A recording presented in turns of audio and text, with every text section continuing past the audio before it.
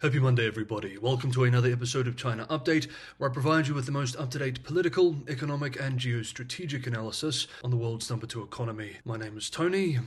Let's jump in. I'd hoped for a little bit of quietness at the beginning of 2025.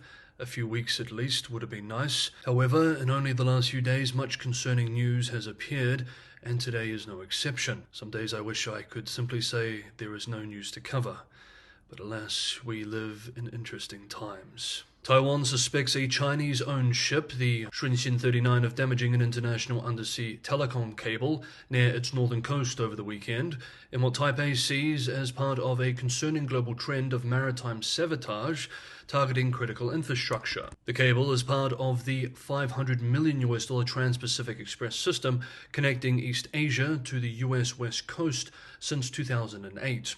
The Shunxin 39, registered in Cameroon, but owned by Hong Kong-based Jieyang Trading Limited, is directed by Guo Wenjie, a PRC, that is Chinese citizen. The vessel was intercepted by Taiwan's Coast Guard 13 kilometers off the island's northeastern coast on Friday afternoon.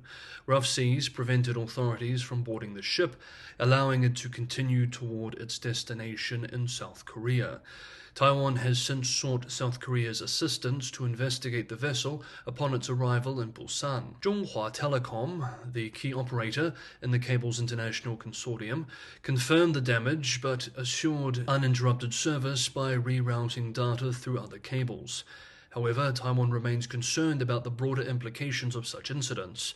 A Taiwanese national security official, speaking to UK-based The Financial Times, revealed that satellite tracking data showed the Shunxin 39 dragging its anchor in the area where the cable was severed, suggesting deliberate action rather than an accidental occurrence. This incident echoes similar attacks in other regions, such as the severing of power and telecom cables in the Baltic Sea, which Finland attributed to Russian vessels. European investigators suspect that the crew of a Chinese-owned Yipeng 3 bulk carrier, which was loaded with Russian fertilizer, deliberately severed two critical data cables in November of last year as its anchor was dragged along the Baltic seabed for almost 100 miles. Investigators have established that the ship dropped anchor but remained underway in Swedish waters on the 17th of November. The dragging anchor cut a cable between Sweden and Lithuania shortly afterward.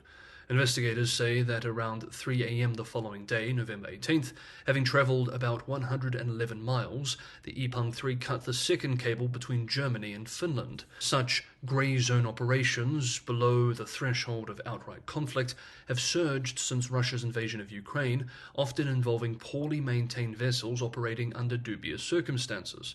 Taiwanese officials likened the Shunxin 39 to ships in Russia's shadow fleet, typically used for covert activities. This, of course, raises the question of whether China and Russia are engaging in coordinated sabotage operations, and if so, to what end?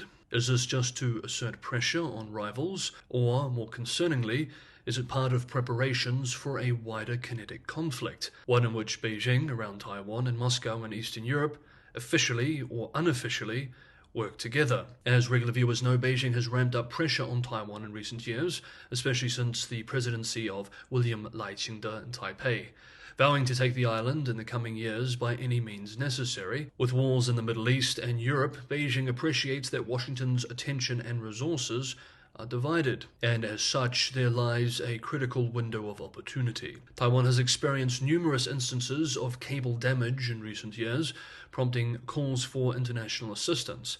The island's vulnerability to undersea infrastructure sabotage is a growing concern, given signs that Beijing may attempt annexation through blockading the island from the rest of the world. These incidents underscore the risks of global communications and energy networks. Taiwan has urged its unofficial allies, of course most countries in the world do not recognize Taiwan as an independent country, including the European Union, to help bolster its defenses against hybrid aggression. As geopolitical tensions rise, safeguarding critical infrastructure like undersea cables is increasingly vital for maintaining security and connectivity, especially in the event of a crisis in the region. Next up, the Chinese economy, but first I just wanted to say a few words. Today, the channel hit 90,000 subscribers. It feels like it was just a few weeks ago, indeed I think it was just a few weeks ago, that the channel hit 80,000. It took several months to go from 70 to 80, and only a few weeks from 80 to 90. There has been a lot of attention on the channel in recent weeks, and this week in particular, many new viewers have seen the channel and have subscribed. To those new folks who have joined the channel, welcome. And to those who have been with the channel now for many months or many years, thank you for the incredible ongoing support. I said a thank you piece just a few weeks ago when we hit 80k, so let me just quickly repeat again. It is a tremendous honor and privilege to be able to produce these episodes for you all every day. I believe that China is an incredibly consequential nation in the world, and we're entering an incredibly important period of history as it relates to China and the world. My mission with this channel has always been to try to understand this incredibly complex and consequential nation, its role in the world, and its relations and implications for the rest of the world. China Update, this channel, are basically the fruits of these efforts and my attempt to allow you all to come along for the ride. I'm tremendously grateful that I can share these efforts with you all, and I think 2025 is going to be a tremendously interesting, important, consequential, dangerous year. We have domestically the Chinese economy. We will learn whether China is going through a cyclical turndown or whether it is indeed, as I have argued, going through a structural slowdown. If it is the former, then China may come back more powerful by the end of the year, but if it is the latter, China will continue a painful slowdown that will have immense domestic, political and social consequences for the state. On the international stage, of course, we have tensions in the region, as we just covered. We have a growing trade conflict with the Europeans and the Americans, and of course, a new Cold War between the US-led West and China. China's relationship with Russia and what that means for the world is also going to be critical to follow this year. Whatever happens, we will be following it here every day on China Update. My commitment is to remain grounded and sober with all analysis. I know, as I've said before, that I have to use more provocative titles and thumbnails because I'm on YouTube, but once we get into the videos, my commitment is that they will always remain grounded and sober. We will try our best to understand this complex country, and I look forward to doing it with you all together. For all the incredible support, thank you. If you're enjoying today's episode of China Update, don't forget to hit the like button. If you have not yet subscribed, but you would like to come along on this journey this year, maybe consider subscribing, hit the bell notification icon so you're on top of the most up-to-date analysis. Patreon and Buy Me a Coffee links are also in the description. The channel relies primarily on subscriber support to keep going. Let's continue. We move now to the economy. Over the weekend, Chinese financial media outlet Yicai, in an exclusive, reported that Chinese regulators will now allow banks to lend up to 90% of their funds for share buybacks and stake increases by listed companies and their major shareholders through the $41 billion special re-lending facility unveiled last September. Following recent policy changes, the outlet explains, citing unnamed sources, that eligible firms and their main investors only need to use up to 10% of their own money on stock repurchases and equity holdings increases, compared with 30% previously, adding that they can also pledge other stocks as collateral, making it easier and cheaper to secure the loans. Furthermore, banks can now set their own loan terms and collateral requirements, the sources told the outlet. The policy also explicitly encourages issuing stock repurchase and buyback loans based on creditworthiness, without the need for collateral or guarantees.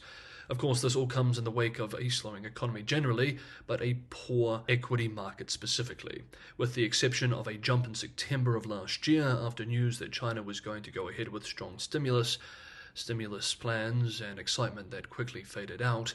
Chinese equities at the end of last year were at a 3-year low.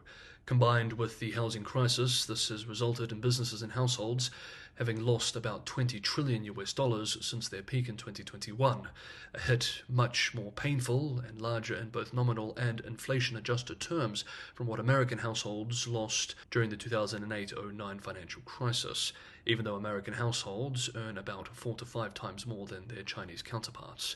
In October, 21 financial institutions were selected to issue special loans through the re-lending facility at an annual interest rate of not more than 1.75%. The total amount set aside for the re-lending was set at 300 billion yuan, $41 billion. In excess of 700 firms and their shareholders have applied for the loans as of last month. More than 200 of them sought more than 50 billion yuan, $6.8 billion, with over 60% of that intended for share buybacks. The loans are based on preferential interest rates averaging about 2%. Now, speaking on these developments, PKU, Peking University, Professor of Finance Michael Pettis, who we often quote on this channel, observed yesterday, quote, "Many hoped in recent years that with household savings rising as a result of declining confidence in the economy, an increasing portion of savings would be diverted from bank deposits into stock purchases. This would lift the market and presumably help revive confidence. But that did not happen, and because households remained very reluctant to shift out of bank deposits and into stocks, last September's special re-lending facility for share buybacks could be seen as an alternative way. But while the net effect on demand for stocks may be the same, the distribution of profits and losses won't. Among other things, banks will now have increasing exposure to the performance of the stock market. This makes things better in good times, but worse in bad times." End quote. And of course, as we know all too well at this point, China is currently not in good times. Okay, that is today's episode of China Update. Thank you so much, everybody, for watching. Have a good Monday, have a productive week, and I will see you all tomorrow.